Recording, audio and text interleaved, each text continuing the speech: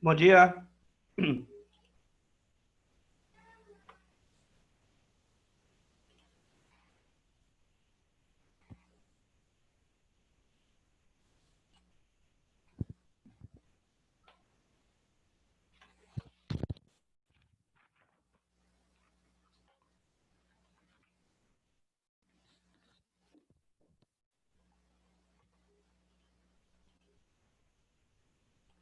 Bom dia, galerinha. Bom dia. Vou só abrir o livro do outro lado aqui, peraí. Vou abrir o livro e compartilhar a tela depois. Todo mundo bem?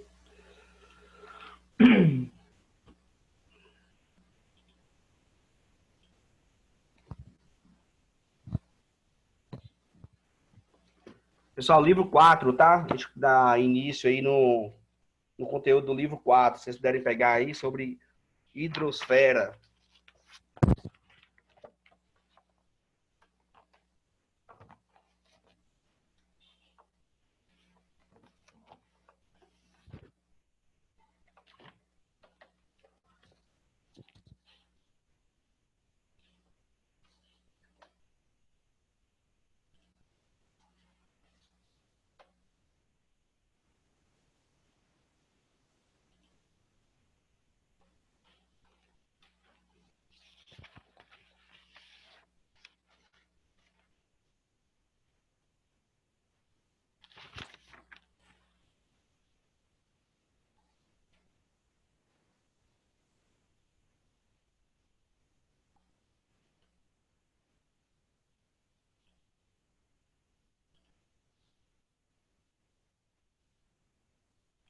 Muito bem, deixa eu compartilhar aqui.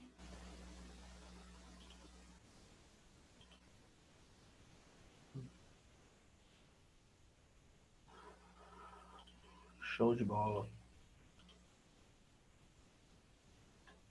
Ô, galerinha, antes de começar a falar do assunto nosso aqui, eu só queria primeiro pedir desculpa a vocês pelo semestre passado, da correria que a gente acabou gerando no final do semestre, muitas atividades, muitas coisinhas avaliativas e tal. Eu acho que vocês entendem que isso se deu em função da necessidade de avaliá-los, né? Até então a gente começou fazendo as aulas não presenciais, não tem certeza de como seriam as avaliações, no final a gente teve que fechar as notas. Aí eu, independente de quando durar essa condição de aula à distância, nós vamos criar uma rotinazinha de envio de atividades mais periódicas para evitar o acúmulo de atividades, de enviar atividades em um determinado período do semestre. Então, de tempo em tempo, eu vou pedir algumas atividades que vocês me mandarem, então, para criar uma rotina mais organizadinha do que foi no final do semestre passado. E se alguém tiver algum questionamento sobre a nota, alguma coisinha assim, vocês podem me procurar lá no privado do WhatsApp, alguma coisinha assim, que a gente tenta resolver. Posso ter errado também alguma nota, porque são muitas notas, enfim. Se vocês sentirem alguma divergência da prática de vocês e da nota, vocês podem me procurar lá que a gente tenta resolver isso aí, tá bom? Muito bem. O conteúdo nosso é hidrografia. Eu acredito que vocês não tenham lido ainda, porque eu não pedi para ler. Não sei se vocês leram já o conteúdo sobre hidrografia. Então, hidrografia vai tratar sobre as questões das águas e todos os tipos de água do planeta. Né? A gente tem águas superficiais, águas atmosféricas, águas subterrâneas, e tem vários tipos de água aí. E, obviamente, todo mundo sabe que é um recurso indispensável para a manutenção da vida na Terra. Outra informação que a gente normalmente, que é uma coisa quase que de senso comum, é sobre a questão da água disponível, tanto a quantidade de água doce quanto a quantidade de água líquida, né? A gente tem uma quantidade de água disponível muito pequena em relação à quantidade do volume de água total que a gente tem no planeta. E um volume de água líquida doce, né? Possível para o uso das atividades humanas. Então, tem no início do livro de vocês aqui, eu vou seguir, vou explicando aqui, vou parar em algumas coisas mais importantes. Depois vocês dão uma marca, vocês vão marcando aí, ou depois vocês leem e marcam, do jeito que vocês acharem melhor aí. A gente tem um gráfico aqui da distribuição da água no planeta Terra. Então, de todo o total que a gente tem no planeta, de todo o volume de água total, 97% dessa água são águas salgadas, né, que estão nos oceanos. O maior volume de água que a gente tem é o volume são as águas oceânicas, que são águas salgadas, né? Águas impróprias, que não vai conseguir Consumir. não vai conseguir consumir, não vai conseguir sanar as necessidades do homem para o uso direto. A gente usa elas como meio de transporte, principalmente, né? Então, dos 3% de água, 3% de água doce que a gente tem no planeta, 68% dessa água, elas estão congeladas, certo? Depois a gente tem um volume muito grande de água no subsolo, que vai chegar a 30%, e a água de superfície que a gente tem vai ser 0,3% do volume total de água doce, que vai ser a maioria distribuída nos nossos lagos, depois pântanos, depois rios. Então, o volume de água que a gente tem disponível, líquida e doce, ela é muito pequena em relação ao proporcional total. Ah, E professor, só no então, Brasil são 10% de toda a água doce do planeta. isso, principalmente e só no Brasil, e essa quantidade de água vai se concentrar na bacia amazônica, né? Amazônica. A região amazônica. Então, assim, aparentemente é um dado assustador, só que não é o caso da gente ter uma falta de água para a população mundial. É porque esse percentual, ele chega a ser um volume total muito grande, porque o volume total absoluto, ele é enorme, né? A gente tem quantidade de água muito grande no planeta. Então, os maiores problemas que a gente tem em relação à água não é necessariamente a quantidade, e sim ao manejo que a gente tem das nossas atividades e Poluição da água, por exemplo. a manutenção da qualidade das águas, né, Lucas? O problema nosso não é a quantidade de água, e sim a qualidade dessa água, né? E essa qualidade ela é comprometida pelo nosso uso, né? A nossa forma de... Estou tentando... Eu queria ser igual a vocês, ter esse... Peraí. O nosso manejo dos nossos recursos, que compromete muitas vezes a qualidade e a quantidade desses recursos. Porque a partir do momento que a gente contamina, por exemplo, você tem Linhares, por exemplo, é um lugar que a gente passou por chegou a passar por escassez de água, mas por problemas de recursos hídricos com várias lagoas no meio da cidade. Então, como assim? Como é que está faltando água? Na verdade, a água que a gente tinha disponibilizada, a gente não fez um bom uso e a gente contaminou aquilo ali, tornando-a imprópria, certo? Muito bem. Aí dentro do nosso conteúdo, galera, a gente tem aqui o nosso ciclo hidrológico. O nosso ciclo hidrológico é o que vocês costumam ver lá acho que desde o sexto ano que a gente estuda sobre ciclo hidrológico, estudando em química, em ciências, em geografia, que é aquele processo que a água vai fazer de retorno, vai criar desculpa, vai criar um movimento cíclico, né? O que eu queria destacar aqui é sobre os nossos núcleos de condensação, que tem muito a ver com aquela ideia. Deixa eu parar aqui, que eu tô perdido. Tem muito a ver com aquela ideia que a gente estudou sobre os rios voadores na Amazônia. Eu vou explicar para vocês direitinho. Então, o ciclo hidrológico é esse ciclo contínuo que a água vai fazer, de evaporação, condensação, precipitação, ele vai ter o escoamento superficial, vai abastecer os aquíferos, né? Quando essas águas são infiltradas aqui, vai abastecer os aquíferos subterrâneos, vai fazer, vai ter um escoamento superficial e abastecer os rios. Os rios, em alguns casos, abastecem lagos, você vai ter grandes armazenamentos de água doce, enfim. O escoamento superficial também é responsável pela modelagem do relevo, você vai ter processos erosivos. Então, todo isso, esse processo aqui faz parte do nosso ciclo hidrológico. O que a gente tem aqui do núcleo de condensação é justamente a necessidade que a gente tem de ter na atmosfera partículas para que essas águas, esse vapor d'água, se agarre a essas partículas e quando elas se tornam mais densas do que o ar, elas vão precipitar em forma de chuva. O que isso tem a ver com os rios voadores que eu comentei? Tem a ver que a gente tem na Amazônia um céu muito limpo, né? A Amazônia tem uma extensão muito grande, a floresta amazônica tem uma extensão muito grande, e você não vai ter indústria, você não vai ter uma grande poluição do ar ali. Então, o céu da Amazônia é muito limpo. Então, por que chove tanto, né? Por que chove tanto na Amazônia? Porque as florestas vão eliminar vão jogar essas toxinas para o ar, que vão servir também de núcleos de condensação, beleza? Então, entender o ciclo hidrológico é interessante também para a gente entender como que é possível você recuperar e remanejar também águas que já estão poluídas. Né? Na Europa, que é um país, que é um continente, onde que, depois do processo de industrialização, vai ter um processo de contaminação muito intenso das águas dos rios europeus, e eles vão conseguir fazer a recuperação desses rios de maneira muito efetiva. Vão ter muitos custos, vão ter muito trabalho, vai demandar muito tempo, mas vão conseguir recuperar alguns rios de maneira muito efetiva, né? Por quê? Justamente porque o próprio ciclo da água vai proporcionar essa renovação das águas aí. Então, a partir do momento que você intervém no lançamento de rejeitos sólidos, no lançamento de rejeitos químicos em determinado rio, essa água, pelo ciclo hidrológico, ela vai se renovar e pode ser que você consiga recuperar esse determinado manancial, certo? É nisso que aposta, por exemplo, a questão a recuperação do Rio Doce aqui, né? Acredita-se que com as políticas de tratamento de resíduos que são lançados ali, com o tempo, o próprio rio ele vai se regenerar, ele vai se recuperar. No caso do Rio Doce, a gente tem um fator agravante, que é a questão do minério pesado lançado ali, beleza? Acho que vocês conseguem entender sobre o ciclo hidrológico bonitinho ali. Aí a gente tem algumas classificações sobre as questões oceânicas, as questões de mares, né? Certamente vocês já ficaram curiosos em entender o que define um mar e um oceano, sendo que faz parte do mesmo, da mesma água, né? A gente vai no Pontal do Ipiranga ali, a gente está no Oceano Atlântico, nós chamamos aquilo ali de mar.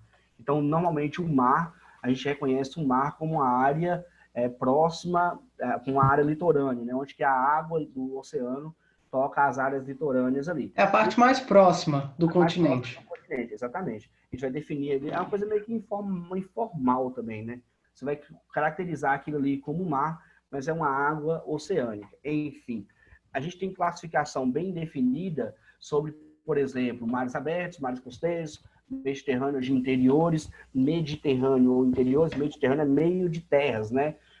Então, são mares entre terras, o mar mais famosinho Mediterrâneo nosso aqui é o entre a África e a Europa.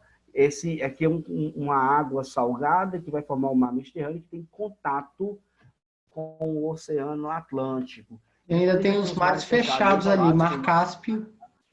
E o Mar Negro, que não tem contato com o oceano. O Mar Morto.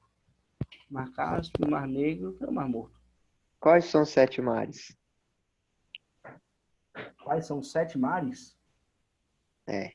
Isso não sei não lembro não.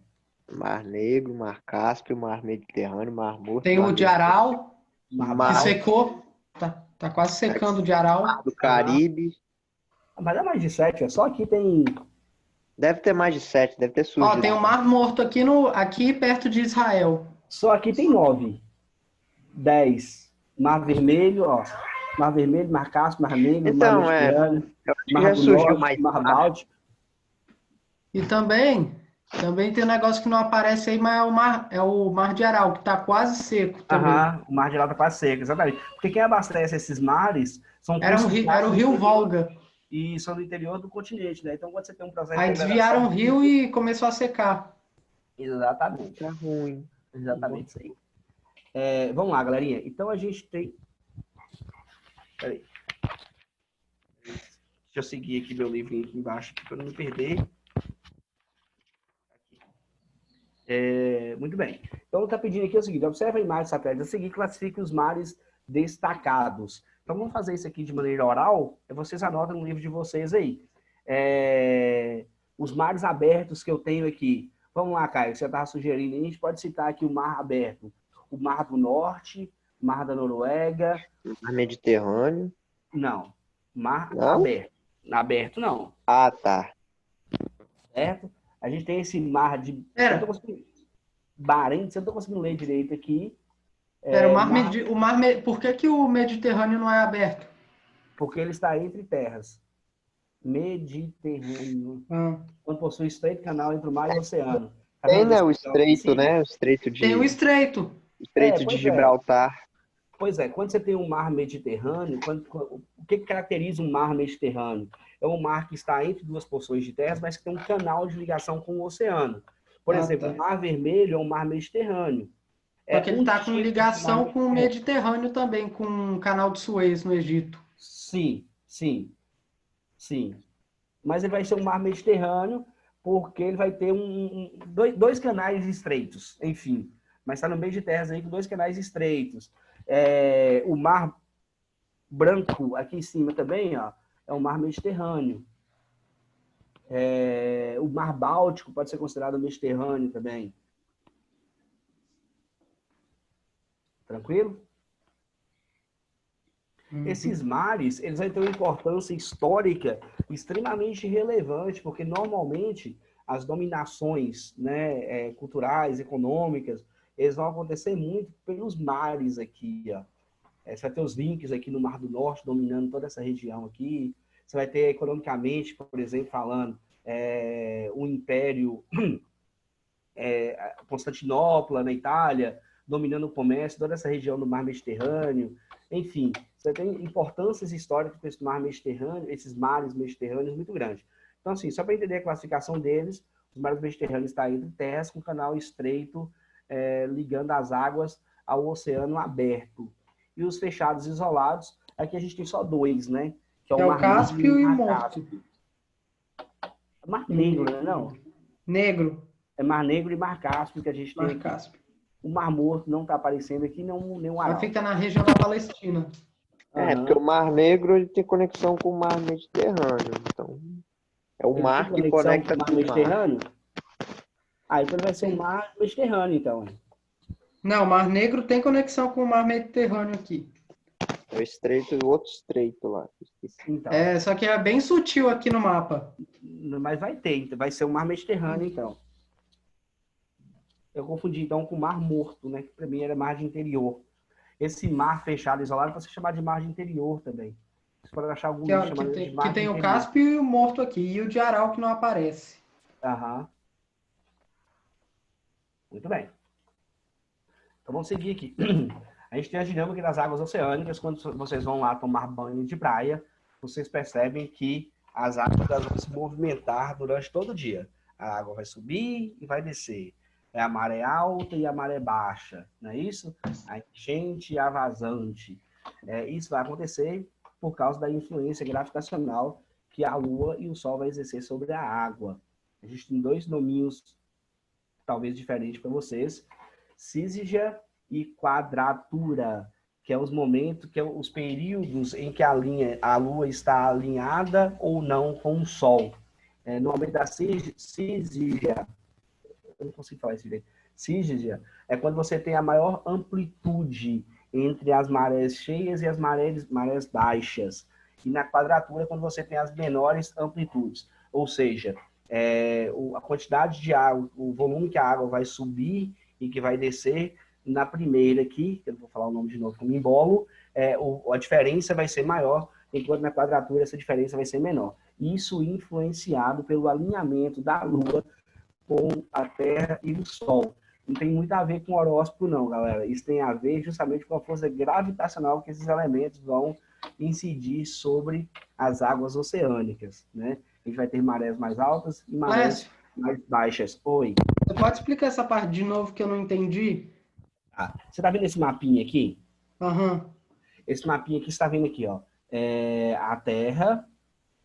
Fica na minha frente esse negócio aqui. A Terra e a Lua, certo? Uhum.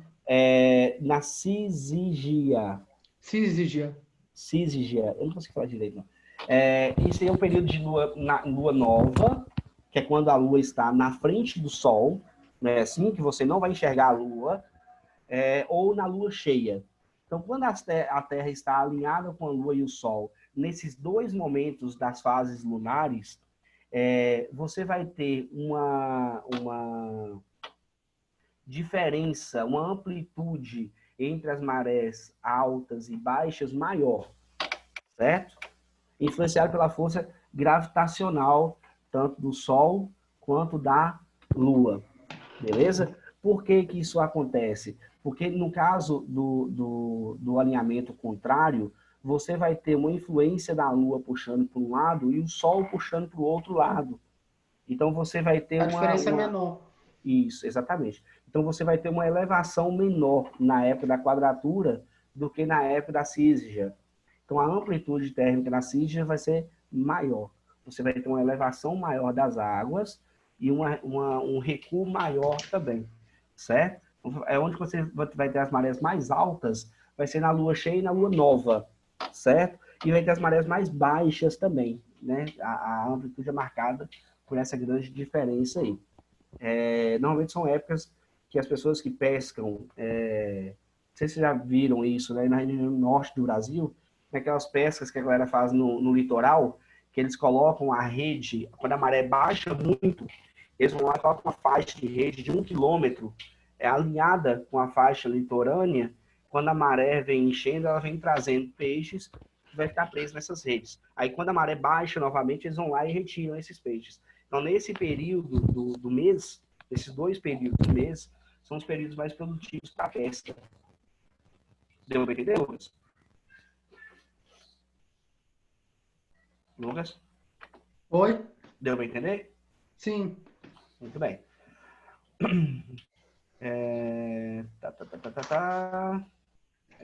Isso aí, vamos chegar na partezinha de mais discussões nossas aqui. Tá. A gente está falando de águas oceânicas, a gente estudou lá atrás sobre clima. Vocês lembram que a gente comentou sobre as correntes marítimas, correntes frias, correntes quentes? Sim. Beleza. Aí a gente tem 2 fenômenos aqui chamados de El Niño e Laninha. Você conhece, Lucas, esses fenômenos? Cara, eu lembro desses fenômenos, só que eu não consigo explicar. Mas eu lembro que eu já aprendi sobre isso. Tá. Na verdade, esses 2 fenômenos é um fenômeno que a gente consegue até explicar como que eles ocorrem. Por que que eles ocorrem, ninguém vai conseguir explicar necessariamente. Ninguém vai conseguir efetivamente explicar por que que isso ocorre. Eu vou explicar o que que ocorre, né? Quando você tem aqui, vou pegar o El Niño aqui, né? De dezembro, janeiro, fevereiro, junho, julho e agosto. Muito bem. A gente tem aqui a costa chilena aqui, certo? Uhum. Deixa eu pegar aqui o outro. Eu preparei uma imagenzinha. Eu acho que ela é mais fácil a gente entender no momento aqui. Eu compartilhei. Ah, tá. Vocês estão vendo aqui um Wordzinho? Sim. Tá.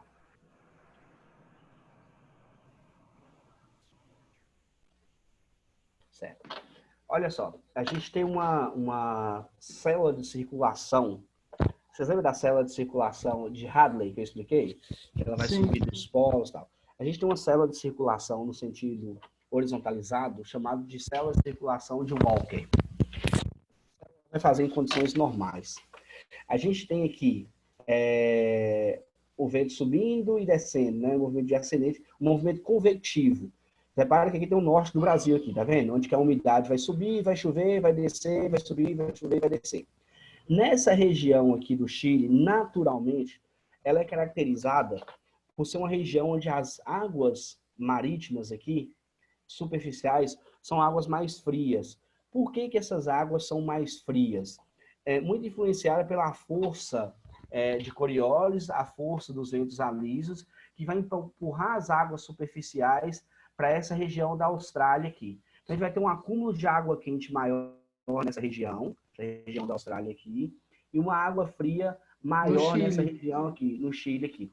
Por sinal, esse movimento que o vento vai fazendo com a água, vai tirando a água quente e empurrando para a Austrália, vai criar um movimento na água, que é quando a água lá de baixo ela vai subir e vai trazer os plânctons, né, o material orgânico do fundo do oceano para próximo da superfície, e vai criar uma área pesqueira muito grande aqui no Chile. O Chile é muito famoso por pescas, né, por grandes empresas de pesca, por causa desse movimento de ressurgência, que é chamado aqui, certo? Que é quando você tem a troca de água fria do fundo do oceano para a superfície. E essa água mais quente vai ser empurrada para cá. Então, você vai ter aqui na região da Austrália também chuvas convectivas, em função também dessa água quente que os ventos alísios estão empurrando aqui. Beleza. O que é o El Niño? É quando você tem um aquecimento anormal dessas águas aqui. Então, quando você tem um aquecimento anormal dessas águas, você vai quebrar a circulação natural do vento e vai alterar essa circulação natural do vento, certo? Como aqui eu tenho uma região de água mais fria, eu tenho um núcleo de alta pressão aqui, certo? Que aí eu vou empurrar o núcleo de baixa pressão para cá e fazer mais chuva aqui. Aqui eu tenho também um núcleo de baixa pressão, por causa da temperatura também, por causa da floresta amazônica, e vai ter mais chuva aqui. Então, teoricamente, aqui não tem muita chuva, tá vendo? Que os ventos sempre vai descer aqui mais secos. Muito bem. Quando eu tenho um aumento dessa temperatura na costa chilena, eu vou ter essa alteração aqui, ó. Então, repara que o Brasil está aqui, repara que a Austrália está aqui. E a minha água oceânica quente não vai se concentrar mais aqui na Austrália. Vai ficar espalhada por todo o oceano. Uma das explicações é o enfraquecimento, não se sabe por quê, dos ventos alísios, que vai parar de empurrar essa água superficial mais quente para o lado da Austrália e vai criar uma água oceânica mais quente de maneira mais uniforme. Então, eu vou diminuir o meu processo de ressurgência, eu vou aquecer toda essa água aqui e eu vou aumentar a quantidade de água no meio do oceano, certo? Eu vou criar um volume de umidade, um volume de água, de movimento convectivo, desculpa, de umidade muito grande no meio do oceano. E o que vai acontecer com o Brasil e com a Austrália? Repara que no primeiro eu tenho as chuvas convectivas no Brasil, bastante chuva aqui. Aqui eu tenho os ventos descendo do Brasil aqui, certo? Ou seja, aqui os ventos já descem mais secos. Então, toda vez que eu tenho esse fenômeno aqui, eu vou ter... Toda vez que eu tenho esse fenômeno aqui, eu vou ter a ocorrência de seca, principalmente na região do Nordeste do Brasil, né? Porque eu vou quebrar essa minha circulação natural da célula de Walker aqui. Então, basicamente, o que é o El Niño? O El Niño é o aquecimento anormal das águas oceânicas na costa chilena, certo? Que vai alterar... Isso, no Pacífico. Que vai alterar o meu padrão de circulação de ar atmosférico, que, por sua vez, vai alterar o volume de chuva, tanto no Brasil quanto na Austrália, certo? E eu vou criar, o que eu vou acabar criando com isso aí? Isso é muito legal. Eu vou alterar a minha área de baixa pressão, que antes era aqui no Brasil, ó, eu vou trazer essa área de baixa pressão para o meio do oceano. E aqui no Brasil, eu vou criar uma área de alta pressão, porque eu tenho uns ventos mais frios e secos aqui. Então, eu vou criar um bolsão de ar seco e quente no Brasil. Seco por quê? Porque os ventos estão na descendência, eles estão descendo de lá para cá e lá de cima não tem umidade. Por que quente? Por causa da nossa região latitudinal, no Nordeste brasileiro. E o que isso vai criar? Vai criar um bolsão de ar quente e seco no Nordeste, com uma pressão atmosférica maior que os ventos úmidos que estão subindo do sul do Brasil. Então, os ventos úmidos do sul do Brasil não vão conseguir penetrar nesse bolsão de ar quente e seco. Então, vou ter mais chuvas na região do sul do Brasil, que essas chuvas vão ficar concentradas ali. Elas não vão conseguir penetrar nessa área agora de alta pressão atmosférica, certo? Então, o El Niño é basicamente toda essa alteração que só o aquecimento das águas oceânicas na costa chilena vai provocar no padrão de circulação da Terra, aí, circulação dos ventos na Terra. Por isso que, às vezes, a gente vai falar sobre clima, sobre um monte de coisas, a gente vai começar a entender que, dentro de uma ideia climática, dentro das questões naturais, você não tem um fator definitivo, né? Você vai ter vários fatores que vai várias variáveis. Obrigado, Lucas. Várias variáveis. O La Niña é um fenômeno, o contrário do El Niño. O La Niña é o resfriamento. O resfriamento maior das águas oceânicas, que aí ele vai alimentar com mais intensidade as células de Walker, que vai trazer mais chuvas para a região centro-oeste e nordeste do Brasil, certo? Porque você vai ter uma alimentação maior dessas células e não a transferência dessa circulação para o meio do oceano. Então, é basicamente isso, o El Niño e o La Niña. Entendendo o El Niño, a gente entende o La Niña, que não é o contrário do... Alguém tem alguma dúvida, galera?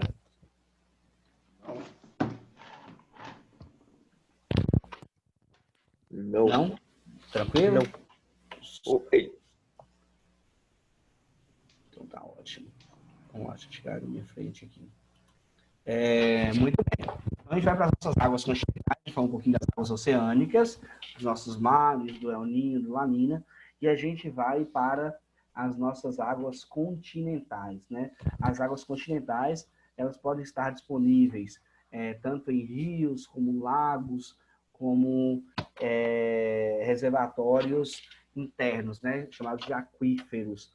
No Brasil, a gente tem os 2 principais maiores aquíferos no mundo. Que é o Guarani. É o aquífero de Guarani Maranhão. e de Alter do Chão, lá na região norte do Brasil. De Alter do Chão fica praticamente embaixo da bacia hidrográfica da Amazônia, que, por sinal, descobriu-se que ele tem um volume de água maior do que o do aquífero Guarani, o de Alter do Chão.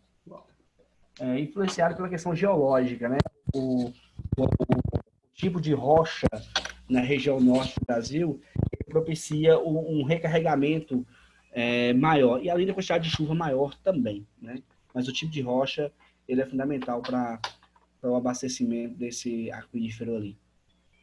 Muito bem. Então, a gente vai falar sobre as bacias hidrográficas, certo? Aqui, galera, a gente está falando, tem destacadozinho para vocês aqui, sobre os divisores de água. Peraí.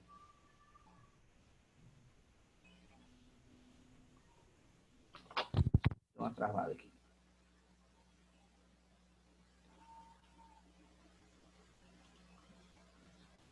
Deixa eu recarregar aqui, deu uma travadinha aqui.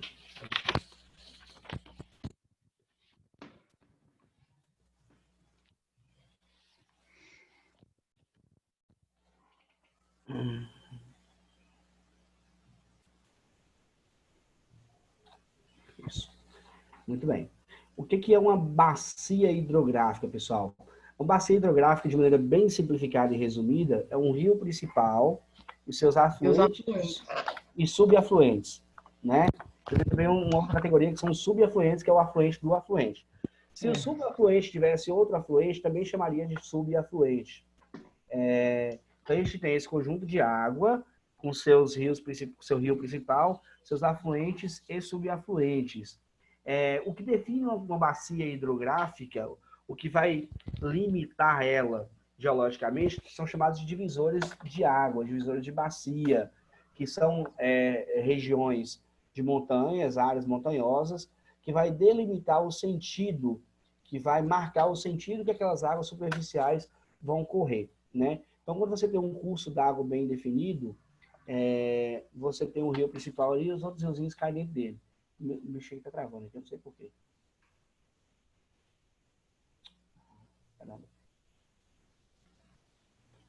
Esses divisores de água, deixa eu só dar uma adiantada aqui para eu entender se a gente vai... Esqueci de olhar no próximo capítulo. Esses divisores de água, eles também vão ser locais onde que a gente vai ter as maiores, as principais nascentes dos rios principais, né? Você pega, por exemplo, os rios no Brasil aqui, as principais bacias hidrográficas que tem os rios nascendo Amazonas e Paraná. Isso, mas que tem nascendo no Brasil, você tem a bacia do Paraná e a bacia do São Francisco. Sim, por sinal, o Amazonas é antes. Isso. A bacia e por sinal, a bacia do Paraná e de São Francisco nascem todas as duas em Minas Gerais. Só que uma corre para um lado e o outro corre para o outro, por causa do divisor de água, por causa da Serra Geral ali, né? Do compartimento do relevo ali. Uma coisa que é interessante analisar também é que esses divisores de água vão caracterizar o tipo de rio. No caso do Brasil, a grande maioria dos nossos rios são chamados rios de planaltos, né? O que vai ser muito influente na questão de geração de energia hidrelétrica. No caso do rio Amazonas... É plano, de planície. O rio Amazonas, ele é plano, né? Ele vai nascer lá na Cordilheira dos Andes, ele recebe um nome chamado de Rio Maranhão, né? Até chegar no Brasil, quando chegar no Brasil, ele recebe Amazonas. o nome de Rio Amazonas. Não, desculpa. Ele recebe o nome de Rio Negro. Ele vai chamar Rio Amazonas quando encontra com o Rio Solimões, lá em Manaus. Aí ele vai passar a chamar de Rio Amazonas. Ou talvez eu inverti, talvez é Negro e encontra com Solimões, enfim. Eu acho que depois a gente estuda sobre a bacia de maneira específica. Mas o que eu ia falar é o seguinte, o Rio Amazonas ele é um rio de planície, só que os seus principais afluentes da margem direita são rios de Planaus. São rios de Planaus, né? O Rio Xingu, Madeira. Obrigado, Lucas. Vai falando aí. O Rio Xingu, o Rio Madeira, são 4 principais, que é onde a gente tem as maiores hidrelétricas no Brasil. Giral, Santo Antônio, Belo Monte. Isso aí. Eu só esqueci dos rios. Então, é bom a gente pensar nessa classificação dos rios, que vai ser muito influente nesses projetos aí de implantação de usinas hidrelétricas, né? Muito bem. Então, nas bacias hidrográficas, que o meu computador travou de novo, vou usar o meu livro aqui, vocês usam de vocês aí enquanto recarrega aqui, para a gente não perder tempo. Nas bacias hidrográficas, eu tenho alguns elementos aí. Por exemplo, eu tenho a jusante e a montante. A montante é direcionado para nascente, a jusante é o sentido para onde que o rio vai escoar, para onde que ele vai terminar o seu curso. Eu tenho um curso superior e um curso inferior. O curso superior e o curso inferior, é interessante a gente pensar o seguinte, ó. O curso superior, também chamado de curso jovem, é onde que eu tenho aqui a formação da calha dos meus rios. É onde que eu tenho um aprofundamento da calha. É onde que o meu processo erosivo ele vai superar o meu processo de deposição, certo? Então, o curso superior, o curso jovem do rio, é onde que eu vou ter um processo erosivo muito maior. O curso médio, também chamado de curso maduro, eu vou ter a formação dos meus meandros, certo? O que é esses meandros? É justamente essas curvas que o rio dá. Isso. Por que essas curvas? O que vai acontecer nessas curvas? Vai acontecer o depósito de sedimentos, né? Então, eu vou ter a formação de solos aluviais, por exemplo, nessas áreas de meandro, nessas curvas de rios. O curso médio do rio, também chamado de curso maduro, ele é caracterizado por um processo de transporte de sedimentos muito mais intenso. E no curso inferior, que é o curso mais velho do rio, que já é o final do rio, eu já tenho o contrário do início. Eu tenho um processo de deposição maior do que um processo de erosão. Então, normalmente, o curso inferior, o final do rio, eu vou ter uma sedimentação muito maior, certo? É onde que eu vou ter já a formação da minha foz. E a foz de um rio, ela vai variar em 3 tipos, que é uma foz em delta, que é quando eu tenho a formação de vários canais, e vou ter a formação de ilhas, né? Ou a foz em estuário, que é quando eu tenho a desembocadura de um rio em um canal único, que é o caso de Regência, por exemplo. Por isso, quando vocês ouviram falar da Samarco, falava tanto do estuário do Rio Doce e tal, porque é uma foz de um canal único. E eu posso ter uma foz mista, que é tanto um estuário, um canal principal, e a formação de deltas, né? O único rio de foz mista no mundo é o Rio Amazonas, onde eu tenho um canal principal ali e eu tenho a formação de vários deltas secundários na sua foz. Beleza? Os afluentes eu já falei, que são rios que se encontram com o rio principal, e os meandros são as curvas dos rios. Beleza? Muito bem. Muito bem, meu computador está travadão aqui. Aí eu tenho as bacias, as principais bacias hidrográficas do mundo. Eu não vou falar todas, mas eu vou destacar algumas aqui. Eu tenho a bacia do Rio Amazonas, que já falou, que é a maior bacia hidrográfica do mundo. Não é o maior rio do mundo, é a maior bacia hidrográfica do mundo. É o maior conjunto, a maior bacia em volume de água do mundo. Eu vou pegar o volume de água do Rio Amazonas, mais a água dos seus afluentes, que é muito grande. O Rio Negro com Solimões, que forma o Rio Amazonas, chega a ter 60 quilômetros de largura, é quase que um mar, né? De 60 a 100, para falar a verdade. Na época nas enchentes, né? Chega a 100 quilômetros, você não consegue enxergar do outro lado ali. E eu tenho o Rio Paraná, a Bacia do Paraná, que é um contexto econômico muito importante. A bacia hidrelétricas. Isso, são as maiores hidrelétricas no Brasil. Itaipu. Na Bacia do Paraná, nele. A de Itaipu, sim, que é a binacional, né? E eu vou ter outras hidrelétricas também muito importantes para o contexto do desenvolvimento industrial do Brasil. Foram construídas para incentivar a industrialização da região sudeste. São mais de 50. Oi? São mais de 50 hidrelétricas. Isso aí. Todas incentivadas pelo governo na época dos incentivos industriais, né? Não, você tem antes também. Você tem Juscelino Kubitschek, você tem o próprio Getúlio Vargas construindo algumas, mas essa construção dessas hidrelétricas, e é uma crítica que a gente tem que se fazer, ela vai promover um processo de industrialização desigual no Brasil de maneira muito intensa, né? Porque poderia se estimular a industrialização em outras partes do Brasil, assim como estimulou na região sudeste, que não foi feito. Uma bacia hidrográfica que para o mundo não tem uma importância tão grande, mas que para o Brasil tem importância muito grande, é a bacia do São Francisco, né? Que a bacia do Rio São Francisco, ela vai cortar a região mais seca do Brasil.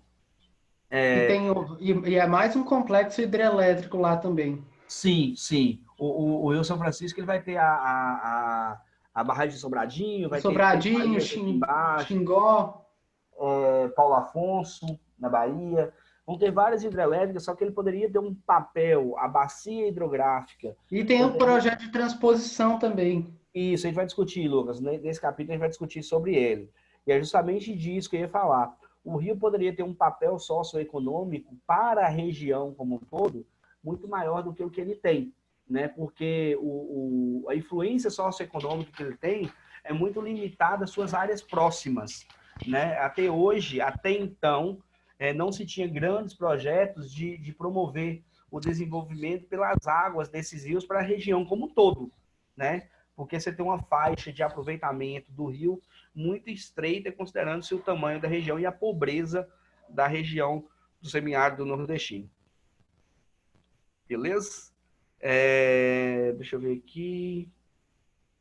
Aqui de falar dos aquíferos, galera, já deu um tempinho. Eu vou encerrar mais para vocês assimilarem o que eu falei, dar uma lida nesse capítulo, e vocês lerem para frente aqui também, para a gente conseguir discutir melhor sobre os conteúdos para frente aqui, né? Provavelmente vocês não leram ainda. Aí na semana que vem a gente consegue discutir melhor. Aqui, as bacias, as regiões hidrográficas brasileiras. Hoje o Brasil não é dividido mais em bacias hidrográficas pelo governo brasileiro. A gestão pública divide o Brasil por região hidrográfica para otimizar a gestão dos nossos recursos hídricos. E a gente fala disso um pouquinho na próxima aula. Bacana, galera? Cri, cri, cri, cri, cri. Sim. Sim. Sim. Sim. Vocês são ótimos. Galera, se tiver alguma... Sim. Tá bom. Sim. Se vocês tiverem... Tá bom, Caio? Se vocês tiverem dúvida, lá pelo WhatsApp aqui que a gente traz na próxima aula. E na próxima aula eu quero ver vocês participando, tá? Eu vou fazer igual menino... Está precipitando. Ó, eu vou fazer igual menininho de sexto ano, hein? Eu vou dar nota de participação. Eu vou pegar as câmeras ligadas aqui, ó. Cadê? Está precipitando aí? Precipitando o quê, gente? Chuva? Está precipitando aí? Precipitando chuva? Precipitações. Água? Precipitações. Fenômenos naturais. Não, parou. Tava precipitando gotículas minúsculas, quase que microscópicas. Parou. Das fórmulas químicas de H2O. De H2O. Fórmulas químicas de H2O. Pertence ao ciclo da água. Pertence aos... Vocês são inspirados, hein? Que fazem encher os rios e as nascentes para ter... Vai? Vai? Você está filosofando, é? Tô deixando a chuva mais formal. Deixando a chuva mais formal. É a formalização das precipitações. Ai, Senhor Jesus. Galera, até semana que vem, tá? Vou dar notinha de participação na próxima aula. Vou dar notinha para ligar a câmera. Fazer igual menino de sexto ano. Eu tenho carinho por vocês, que eu tô morrendo de saudades, por sinal. Foi tão bom aquele dia do trabalho. Eu quase me emocionei no dia da apresentação do trabalho, velho. Tava todo mundo lá. Mais bonitinho. Ah, mas eu sempre estou de câmera ligada. Então, você, a Esté, Lucas, é o que eu mais lembro. A Aline também ligava a câmera. Cadê a Aline? A Aline aqui tá, velho. Povo medroso, medroso, galera. Cadê a Aline? Deixa eu ver se a Aline tá aqui hoje. E minha filha? Tá, não. Galera, até semana que vem, tá? Beijo pra vocês. Tchau. Com Deus. Tchau, tchau. Tchau.